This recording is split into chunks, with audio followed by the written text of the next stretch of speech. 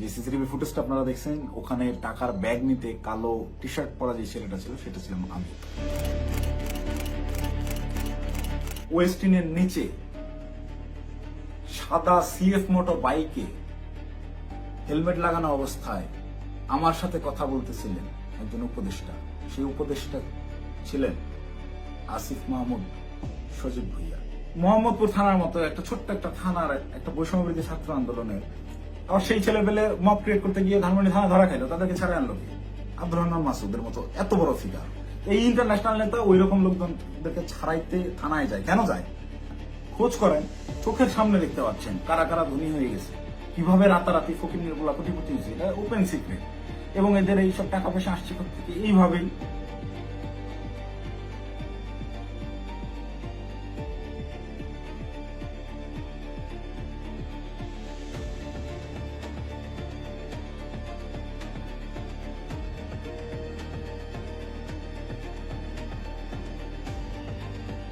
আসসালামু আলাইকুম, আমি জানে আলম অপু। সম্প্রতি গুলশানে বরিশালের এই যে নারী এমপির বাসায় চাঁদাবাজির যে ঘটনার ভিডিও ফুটেজ ভাইরাল হয়েছে, যে সিসিটিভি ফুটেজটা আপনারা দেখছেন, ওখানে টাকার ব্যাগ নিতে কালো টি শার্ট পরা যে ছেলেটা ছিল সেটা ছিলাম আমি।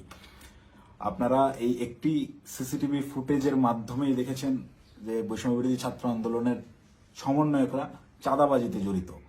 আপনাদের যে সমন্বয়করা গত বছর আন্দোলনে আপনাদের কাছে মহানায়ক ছিল, তারা হয়ে গেল চাঁদাবাজ।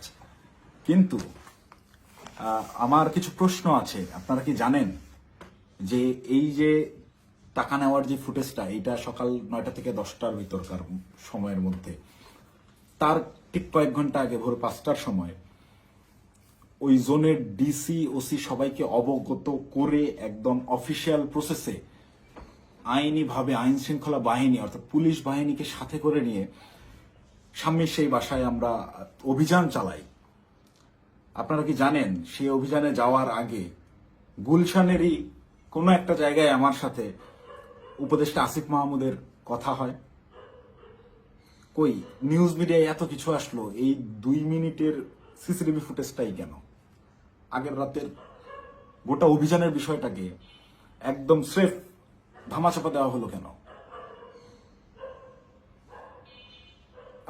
ভোরবেলার সেই পুলিশ সাথে করে নিয়ে যে অভিযান চালানো হয়, 5টা থেকে 6টা পর্যন্ত টানা 1 ঘন্টা শাম্মী আহমেদের বাসায় অভিযান চলে, আইন শৃঙ্খলা বাহিনী সহ গোটা বাসা তন্ন তন্ন করে খোঁজা হয়, কোথাও শাম্মীকে পাওয়া যায় না। কিন্তু বাসা অভিযান চলাকালীন সময়ে প্রত্যেকটা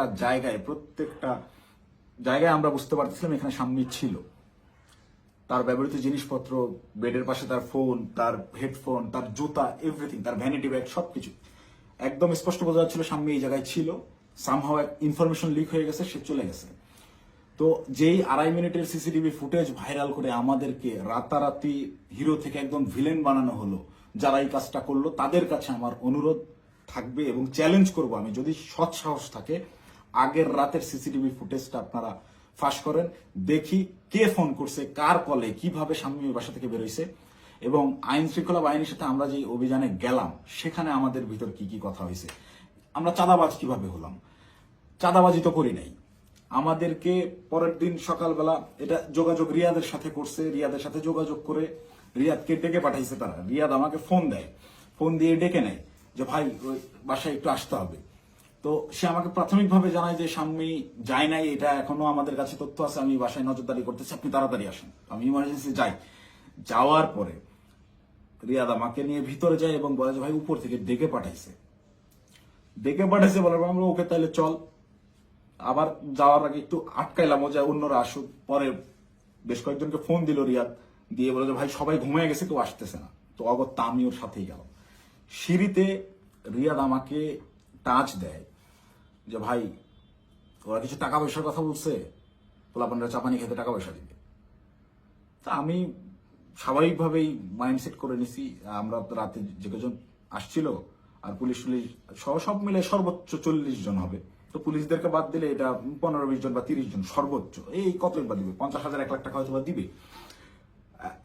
এইটা একদম নর্মাল থট থেকে ভাবছি। এই ভেবেই আমি ওর সাথে ভিতরে যাই। ও আমাকে বলে দিছে যে আমি বলছি যে আমি ভাই এগুলা আমার মন সাইদের আমি কথাবার্তা বলতে পারি না, বলে আপনার কথা বলতে হবে না, আপনি রাতে খুব ভালো রোল প্লে করছেন, আপনারা ওরা ভয় পাবে। আপনি যেভাবে সব জায়গায় খোঁজাখুঁজি করছেন, চিল্লাচিল্লি করছেন, আপনারা ওরা ভয় পাবে।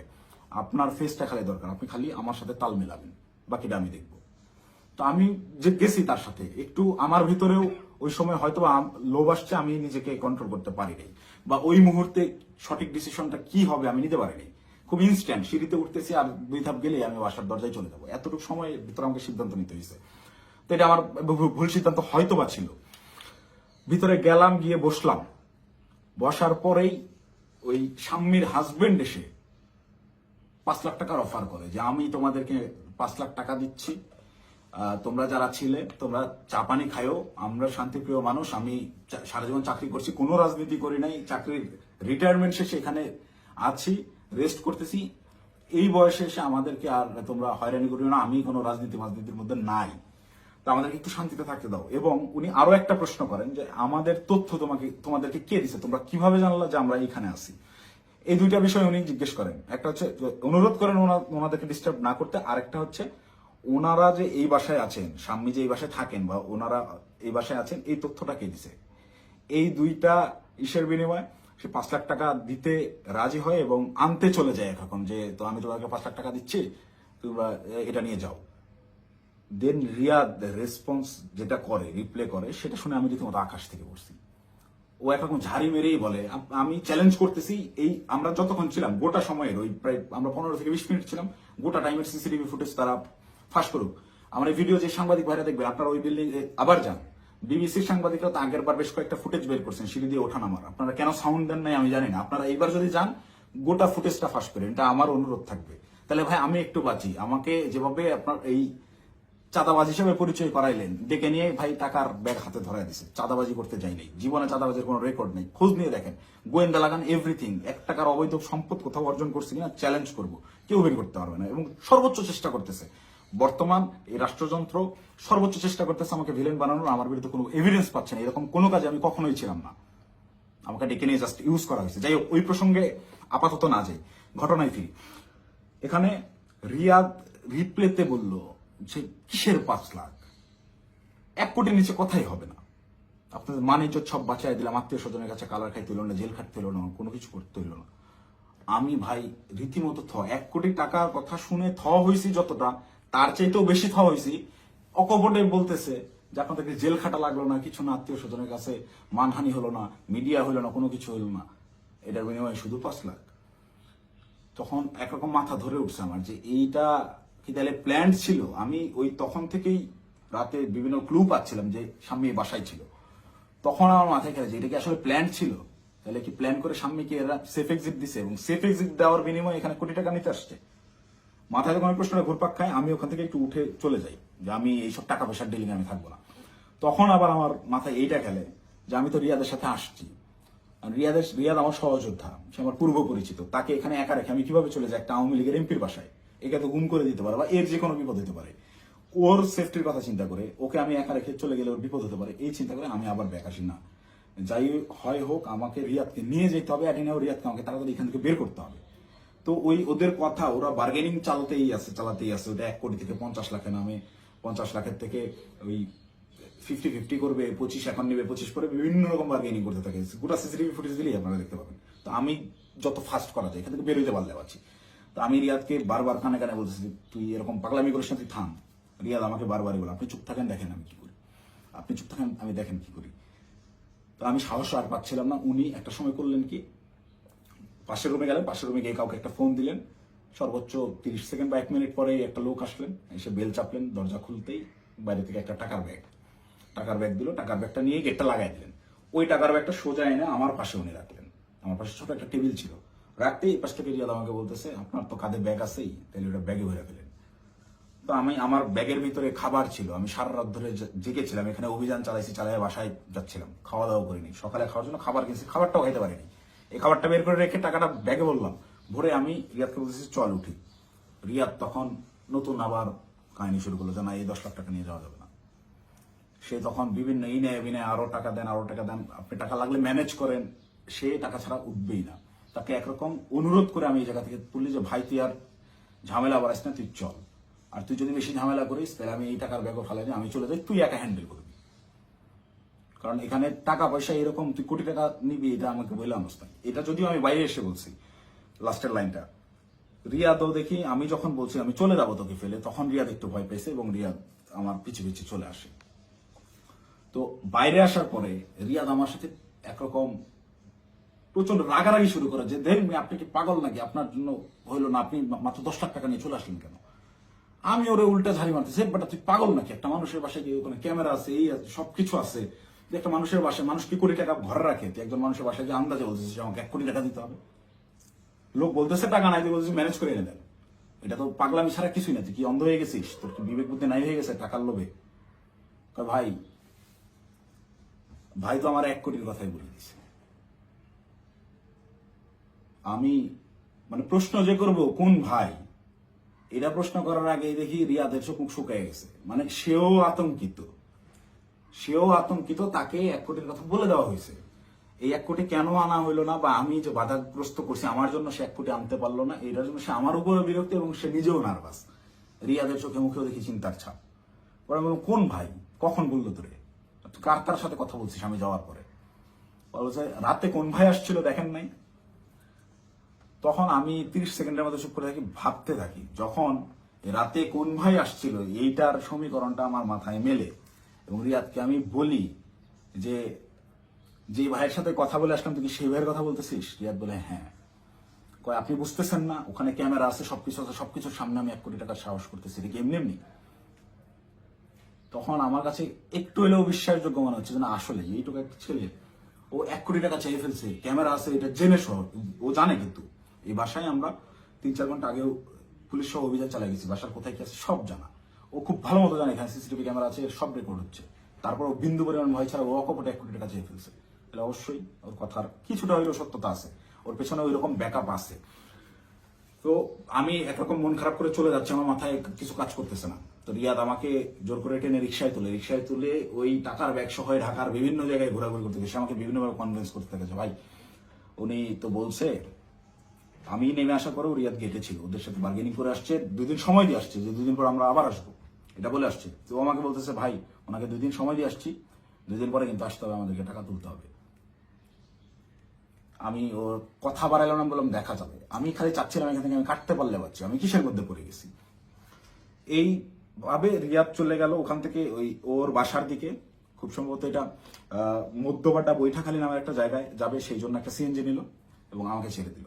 আমি আমার মতো চলে গেলাম এবং যাওয়ার সময় আমি ওকে জিজ্ঞেস করলাম তুই টাকাগুলো কি করবি। ও বলছে ভাই পোলাপান যেগুলো আসছে পোলাপানকে দিতে হবে, তারপর ওই বাকি টাকাও তুলতে হবে, সব টাকা একসাথে তুলে তারপরে তো এটা ভাগাভাগির হিসাব। আমরা টাকাই তো তুলতে পারলাম না, এটা তো যা দিচ্ছে এটা তো আজকের পোলাপানেরই খরচ, পোলাপানের চাপানি খাইতে দিছে। আমি একটু চিন্তায় পড়লাম, তারপর আমি বললাম তাহলে পোলাপানটা দিয়ে দিস। ও বলছে ওকে, বিকালবেলা ইনশাল্লাহ এটা ভাগাভাগি করব, আপনাকে ফোন দিয়ে জানাবো। তো বিকালে আমি তো এর মধ্যেই আমি বেশ কয়েকজনের সাথে রাতে যারা ছিল তাদের বেশ কয়েকজনের সাথে যোগাযোগ করি এবং তাদের কথাবার্তা আমি সরাসরি স্বীকার করি নাই বা বলি নাই যে রিয়াদ এরকম করছে। তাদেরকে আমি বিভিন্নভাবে ঘটনাটা সম্পর্কে অবগত করার চেষ্টা করি যে তোর এরকম কিছু হয়েছে কিনা বা রিয়াদ কোনো টাকা পয়সা দিয়েছে কিনা। তো সবাই অস্বীকার করতেছে, মানে যারা আসছিল এই অভিযানটা চালাইতে তারা কেউ এই বিষয়ে অবগতই না। তার মানে এখানে ওই যে আমাদের গ্রুপে ইনফরমেশন দেওয়া হলো অমুক বাসায় আওয়ামী লীগের এমপি আছে বলে ছাত্রদেরকে চেতায় দেওয়া হলো, চেতায় দিয়ে এই ছাত্রদেরকে মব করতে পাঠানো হলো। ওখানে ছাত্রদেরকে পুলিশ বাহিনী সহ ওই এমপির বাসায় পাঠাইয়া ওই পরিবারকে ভয়ভীতি প্রদর্শন করা হলো। করার পরে ছাত্ররা সবাই যে যার মতো বাসায় চলে গেল।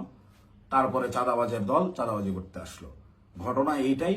এখান থেকে মাঝখান থেকে সাধারণ ছাত্ররা ব্যবহৃত হইলো।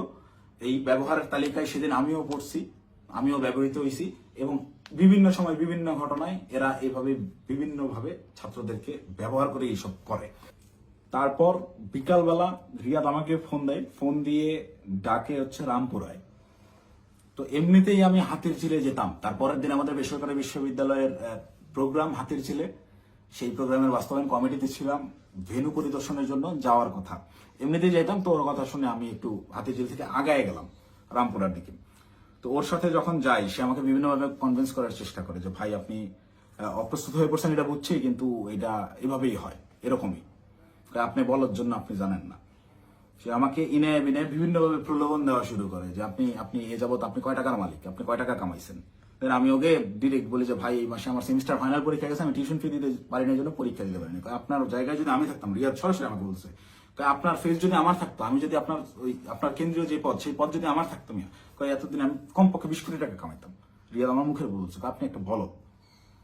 তো আমার এই কথাগুলো শুনে আরো বেশি খারাপ লাগতে লাগলো যে কি বলে, প্রচন্ড মন খারাপ। আমি ওকে বলি যা হয়েছে বাদ দে, আমরা হাতির জেলে যাই, প্রোগ্রামের কি অবস্থা দেখি। আমার মূল কনসার্ন আমার আবার সাংগঠনিক কাজে ফেরা। তো হাতির জেলের প্রোগ্রামের ওইটা পরিদর্শন করে ওই জায়গা থেকে সন্ধ্যা হয়ে গেছে।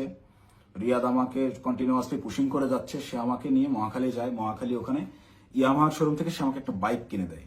এবং এটা সে প্রায় সময় এরকম হয়েছে যে রাত বেশি হয়ে গেছে, আমি বাসায় ফেরার জন্য সেফ কোনো কিছু যানবাহন পাচ্ছিলাম না। ম্যাক্সিমাম টাইম আমাকে ওই উবার ভাড়া করে যাইতে হইতো। আমি ওদের কাছ থেকে টাকা ধার নিতাম এবং প্রায়শই এটা বলতাম যে আমার একটা বাইক থাকলে খুব ভালো হতো। এইটাকে সে কাজে লাগে, আমাকে একটা বাইক কিনে দেয় সে, আমাকে সাথে করে নিয়ে গিয়ে, এবং সে আমার পিছনে বাইকে চড়ে ঘুরে ঢাকা শহরের বিভিন্ন জায়গায়।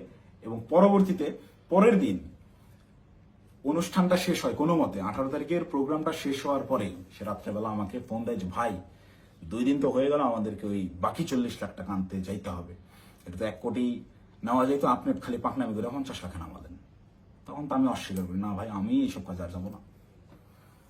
দেন আমাকে ডিরেক্ট ব্ল্যাকমেল, আপনি ওই টাকা দিয়ে বাইক কিনছেন, আপনার ফুটেজ আছে তো, আপনি বাইক কিনছেন, শোরুমে ডকুমেন্টস আছে, আপনি তো এটার পার্ট, আপনি তো টাকা ভোগ করছেন, আপনাকে তো যাইতেই হবে। তখন আমার মাথা রীতিমতো কাজ করা বন্ধ করে দিচ্ছে যে আমি তো পুরো ট্র্যাপে ফেসে গেছি। আই হাই, বাইকটাই আমি কেন নিলাম, আমার ভোটার আইডি কার্ডটাই ওখানে আমি কেন দিলাম, আমার এই হারামজাদার টাকা আমি গেলামই বা কেন। প্রচন্ড রকম আফসোস শুরু হলো আমার, আমি এই কিসের মধ্যে পড়লাম এরকম ভাবতে হবে। সারা রাত আমার ঘুম হয় না। আমার ফেসবুকে গেলে এখনো ওই দিন আমার দেওয়া যে স্ট্যাটাসটা, আমি প্রচন্ড মেন্টাল ট্রমায় আছি। তার আগের রাত সারা রাত ধরে গত বছর জুলাইয়ের সেই আন্দোলনের স্মৃতিগুলা, এই আমার ভাইদের রক্তাক্ত সেই দেহগুলা, এই গুলি চালানোর দৃশ্যগুলো সবকিছু আমার চোখের সামনে ভাসতে থাকে। আমার ভাই সারা রাত ঘুমায় নাই যে কি করলাম, কি হচ্ছে, কি এটা কি। মানে আমি পরের দিন সকালে এটা পোস্টও করছি যে আমি প্রচন্ড মেন্টাল ট্রমায় আছি, জুলাইয়ের ওই স্মৃতিগুলো আমার মাথা থেকে যাচ্ছে না, আমার চোখের সামনে ভাসতেছে, আমি ঘুমাইতে পারতেছি না, নিজেকে অসহায় লাগতেছে, এই ধরনের একটা পোস্ট করছিলাম। এবং এটা তখন আমার বাস্তব ফিলিংস ছিল। আর উপরে এর আবার রিয়াদের ফোন আসেই, কখন বেরোবেন, কখন আসতেছেন, এই এরকম করতে করতে সন্ধ্যাবেলা আমি বাংলা মোটর অফিসে গেলাম। সেখানে একটা প্রেস ব্রিফিং করা হয় 18 তারিখের প্রোগ্রামে, বেশ কিছু প্রবলেম ছিল সেগুলো নিয়ে। প্রেস ব্রিফিং শেষে রিয়াদ আমাকে বলে উপরে ওয়াটারফল রেস্টুরেন্টে গিয়ে আপনি বসেন, আপনার সাথে কথা আছে। আমি ওয়াটারফল রেস্টুরেন্টে গিয়ে বসি। রিয়াদ সমস্ত ছেলেপেলেকে নিচে নিয়ে গিয়ে চা খাওয়াইয়ে পাঠিয়ে দিছে। পাঠিয়ে দিয়ে সে ওয়াটারফলে আসে এবং আমাকে বলে যে সোজা সাপটা এখন যাইতে হবে, গিয়ে টাকাটা নিয়ে আসতে হবে। আমাকে 2 দিন সময় দেওয়া হয়েছে, 2 দিন পার হয়ে গেছে, আর কোনোভাবে কালক্ষেপণ করা যাবে না, প্রচুর চাপ আসতেছে, আপনি চলেন। তো আমি একরকম চিপাই পড়ে গেছি। ওর কথা শুনে আমি ওই জায়গায় যে রেস্টুরেন্টে বসছি, ওইখান থেকে বের হওয়ার আর অপশন নাই। তো আমি বাধ্য হয়ে বললাম আচ্ছা চল দেখা যাক। তো এই দিন গিয়ে আমি সর্বোচ্চ চেষ্টা করছিলাম যে কিভাবে এটা এড়ানো যায়। আমি ওই গেটের সামনেই হোন্ডা থামায় ভিতরে ঢুকে দারোয়ানের সাথে কথাবার্তা বলে ওদের উপরে গিয়ে 2টা বেল চেপে আমি খালি ওটা টানতেছি, যারা বাসায় নেই আয়, তুই দরজা খুলবে না, আয় আয়, এই বলে ওকে বের করে নিয়ে আসছি। নিয়ে আসার পরে আবার হোন্ডা টান দিয়ে চলে আসছি। তারপর থেকে ওই দিন থেকে আমি ওর সাথে যোগাযোগ করা বন্ধ করে দিছি। টানা 2 দিন ওর সাথে আর যোগাযোগ করি নাই। ও আমাকে মেসেজ দেয় বিভিন্ন ভাবে, আমি যে টাকা নিছি, আমাকে যে ট্র্যাপে ফালানো হচ্ছে এইটা বারবার সে উল্লেখ করার চেষ্টা করে। আমাকে মেসেজ করে ভাই টাকা নিয়ে হারায় গেলেন, খোঁজ নাই কেন। প্রত্যেকটা মেসেজে টাকা শব্দটা মেনশন করে, যেন পরবর্তীতে সেটা স্ক্রিনশট আমার বিরুদ্ধে ব্যবহার করতে পারে, বা আমাকে বোঝায় যে তুমি যে টাকা নিছো এটা কিন্তু এভিডেন্স আছে। আমাকে ব্ল্যাকমেল করার চেষ্টা করে। তো আমি রিয়াদের মেসেজ রেসপন্স করা অফ করে দিলাম একটা সময়। এবং যখন দেখলাম আমি ট্র্যাপে ফেসে গেছি এবং ওরা যা বলে আমাকে তাই করতে হবে, তখন আমি রিয়াদের সাথে সম্পূর্ণরূপে যোগাযোগ করা বন্ধ করে দিই এবং রিয়াদকে বলি তুই যদি আমাকে এইগুলো নিয়ে চাপ দিস তাহলে আমি কিন্তু সমস্ত কিছু ফাঁস করে দেবো, এবং ওই বাসায় তুই যদি আরেকবার যাস আমি এখনই ওই বাসার লোককে ফোন দিব, সে যেন থানায় বলে রাখে, পুলিশ দিয়ে তোদের যেন ধরায় দেয়, অথবা এই সিসিটিভি ফুটেজ যেন ফাঁস করে দেয়, আমার যা হবে হবে, তোদের এইসব আমি আর মানতে পারতেছি না। দেন রিয়াদও ভয় পেয়ে যায়, একরকম ও আমাকে থ্রেট মনে করা শুরু করে। ও দেখে রিয়াদ আর ভয় আমার সাথে যোগাযোগ করতেছে না। এবং সর্বশেষ যে ঘটনাটা ঘটে, রিয়াদ যেদিন ধরা খায় সেই দিন সে আমাকে না জানায় গেছে, সে আমাকে থ্রেট মনে করা শুরু করে। এবং এইটা সে তার উপর লেভেলের যে ভাইরা আছে, যে ভাইরা তাকে নিয়ন্ত্রণ করে, সেই ভাইদেরকে সে জানায় যে অপু এটা পজিটিভলি নেয় নাই, প্রচুর সমস্যা করতেছে। আর আসলে পজিটিভলি নেওয়ার মতো না, এই এক্সপিরিয়েন্স আমার লাইফে ফার্স্ট টাইম। তো রিয়াদ ওই দিন যে গেল আমাকে সম্পূর্ণরূপে না জানায়, এবং আমার কোনো আগ্রহ ছিল না, আমি ওইটাতে যাইও নাই, এবং আমি যাব না জন্যই, ওদের এই ট্র্যাপে আমি আর ইউজ হব না জন্য প্রচন্ড রাগে ক্ষোভে আমি একরকম ওই ফোন টোন সব অফ করে একটু সাইলেন্ট হয়ে যাই, যে আমাকে যেন না পায়। আমার ভালোই লাগতেছে না, আমার বিবেকের তাড়নায় আমার মন চাচ্ছিল আত্মহত্যা করি। মানে আমার কিছু করার নাই, ওরা ব্ল্যাকমেল করা শুরু করছে, আপনি হুন্ডা কিনছেন, এই করছেন সেই করছেন। রিয়াদ যেদিন অ্যারেস্ট হয়ে প্রথমে থানায় গিয়ে প্রথম স্টেটমেন্টই এটা দিছে যে এই জায়গায় চাঁদাবাজি জানে আলম অপু করছে, টাকা জানে আলম অপু নিছে, সেই টাকা দিয়ে সে বাইক কিনছে। মানে এইটা পূর্ব থেকেই ওকে শেখানো স্টেটমেন্ট। টাকা নিলি 10 লাখ, থানায় গিয়ে সাংবাদিকদের সামনে বলতেছে যে এরা 5 লাখ টাকা দিচ্ছে, 5 লাখ টাকায় জানা আলম অপু নিছে, নিয়ে 3 লাখ টাকা দিয়ে বাইক কিনছে, বাকি টাকা ওর ওয়াইফের চিকিৎসায় খরচ করছে। মুখস্থ বয়ান বলে দিবি, তুই কি জানাস আমার ওয়াইফ অসুস্থ কিনা, আন্দাজ একটা কথা যে বলে দিল। আমার ওয়াইফের গত 6 মাসে ওইরকম মেজর কোনো অসুস্থতা আসে নাই যে যার জন্য মেডিকেলে টাকা দিতে হবে। যাই হোক, রিয়াদ অ্যারেস্ট হয়ে থানায় গিয়ে যখন প্রথম স্টেটমেন্টটাই আমার বিরুদ্ধে দিল, এবং ওই জিনিসগুলো যখন আমি দেখলাম যে আমার সিসিটিভি ফুটেজ ভাইরাল করা হয়েছে, এবং রিয়াদ রিমান্ডে তো গেল পরে, আমি রিমান্ডে যাওয়ার পরে স্টেটমেন্ট দিলেও আমি বলতে পারতাম যে সে নির্যাতনের ঠেলায় হয়তোবা নিজে বাঁচার জন্য দোষ আমার উপর পার করেছে। তা না, সে অ্যারেস্ট হয়ে থানায় গিয়ে প্রথম স্টেটমেন্টই দিচ্ছে আমার বিরুদ্ধে যে এইগুলো সব জানালো মুখ করছে। এটা তার শেখানো বলে ছিল, তার উদ্দেশ্য ছিল আমাকে কর দেওয়া। এবং এখন পর্যন্ত রিয়াদের বিষয়টাকে ইচ্ছাকৃতভাবে মিডিয়া ট্রায়ালে রাখা হয়েছে, যতক্ষণ পর্যন্ত আমাকে না ধরতে পারবে, এই সমস্ত দোষ আমার উপরে না চাপাইতে পারবে, ততক্ষণ পর্যন্ত এরা থামাবে না। এরা আমি বাইরে থাকার থ্রেড মনে করতেছে। আমি আসতেছি, যে কোনো সময় আমি অ্যারেস্ট হয়ে যেতে পারি, আমাকে ওই হাসিনার মতো গুম করা হবে। হাসিনা যেভাবে নিয়ে আয়না ঘরে রাখতো মানুষজনদেরকে, কেউ জানতো না, বলতো সে নিজে একা একা হারায় গেছে। আমাকে বলতো যে সে চাঁদাবাজি করছে, করে এখন গা ঢাকা দিছে, কোথায় না কোথায় গিয়ে আছে। তো আমি জানি না আমার আসলে কি অপেক্ষা করতেছে, তবে আমি মহান আল্লাহ তাআলার কাছে শুকরিয়া জ্ঞাপন করতেছি। হয়তোবা জীবনে কোনো একটা ভালো কাজ করছিলাম, যার বিনিময়ে আল্লাহ তাআলা আমাকে ওই দিন ওই জায়গাটায় নেওয়া থেকে বিরত রাখছিলেন। আল্লাহ তাআলা হয়তোবা চান নাই যে আমি ওই পরিমাণ বেইজ্জতি হই, যার কারণে আমাকে নেয় নাই। আমি শুকরিয়া আদায় করি মহান আল্লাহ তাআলার কাছে, আমি চিরকৃতজ্ঞ। যাই হোক, এখন আমি যে কোনো সময় আমাকে আপনারা জেলখানায় দেখতে পারেন, আমার লাশ আপনারা নদীতে ভাসতে দেখতে পারেন, অথবা হঠাৎ করে একদিন টেলিভিশন খুলে দেখবেন যে আমি ওই বসে আছি, আমার সামনে প্রচুর প্রচুর টাকা পয়সা, মদ, তারপর হচ্ছে অস্ত্র শস্ত্র দিয়ে আমাকে দেখানো হচ্ছে আমি ঢাকা শহরে সবচাইতে বড় মাফিয়া ছিলাম, গ্যাংস্টার ছিলাম, আমাকে অ্যারেস্ট করা হয়েছে। এরকম যে কোনো নাটকই সাজানো হইতেই পারে। তো এই নাটকগুলো যদি সাজানো হতে পারে, বা আমাকে এভাবে ফাঁসানো হতে পারে, আমাকে দিয়ে এই কথাগুলো বলানো হতে পারে, তার আগেই সঠিক সত্যটা জাতির উদ্দেশ্যে, জাতিরকে জানানোর জন্য আমার এই ভিডিওটা বানানো। এখন আসি, অনেকেই এই ভিডিও দেখে বলবেন যে ভাই তুই এই 4-5 দিন ধরে চুপচাপ থেকে খুব সুন্দর স্ক্রিপ্ট লিখছিস। অনেকে, আমি যখন পোস্ট করছিলাম যে আমি গোটা বিষয়টা ক্ল্যারিফিকেশন একটা ভিডিও দিব, অনেকেই কমেন্ট করছে যে হ্যাঁ ভাই সময় নেন, সমস্যা নাই, ভালো করে স্ক্রিপ্ট লেখেন তারপর আইসেন।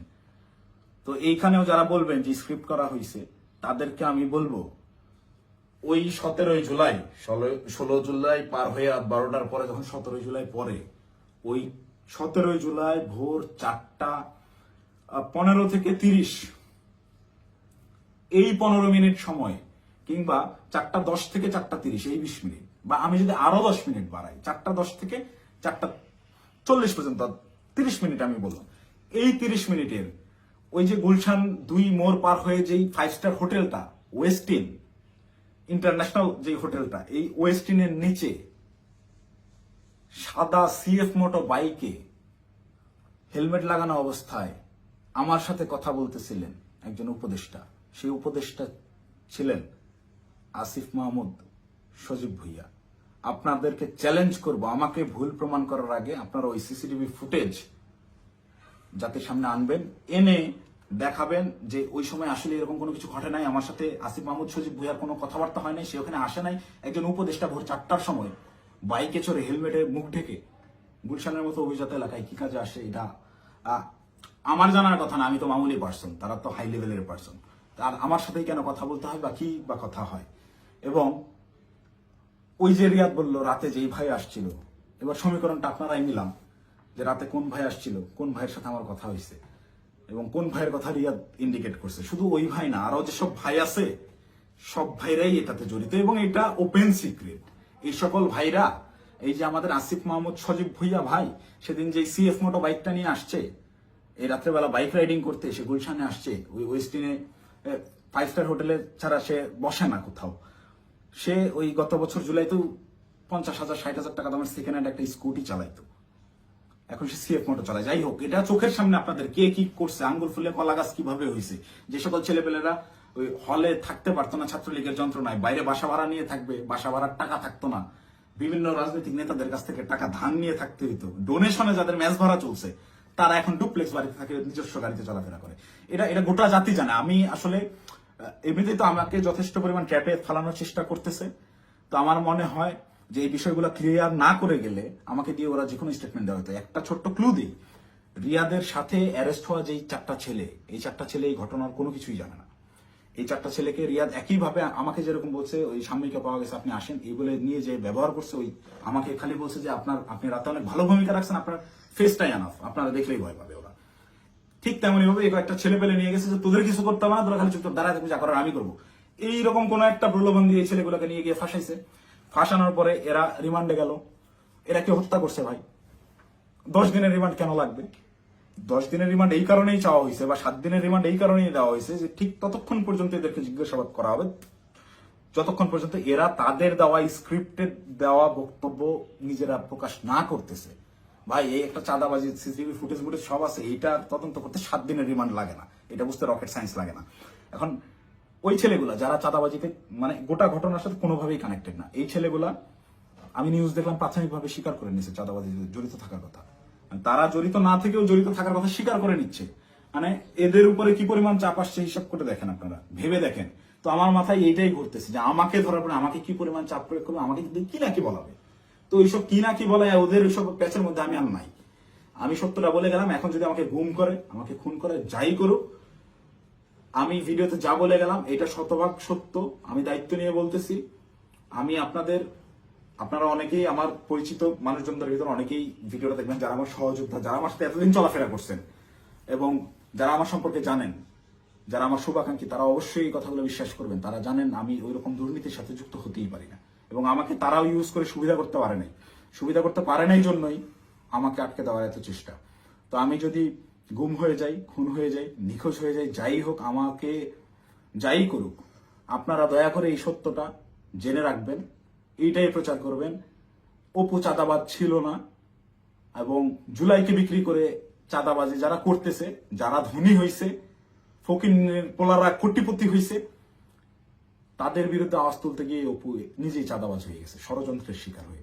ভাই আমি যদি চাঁদাবাজি করতাম, ভাই এই 1 মাস আগে আমার ইউনিভার্সিটিতে আমার সেমিস্টার ফাইনাল পরীক্ষা গেল, মাত্র 60 থেকে 70,000 টাকার মতো আমার ডিউ ছিল।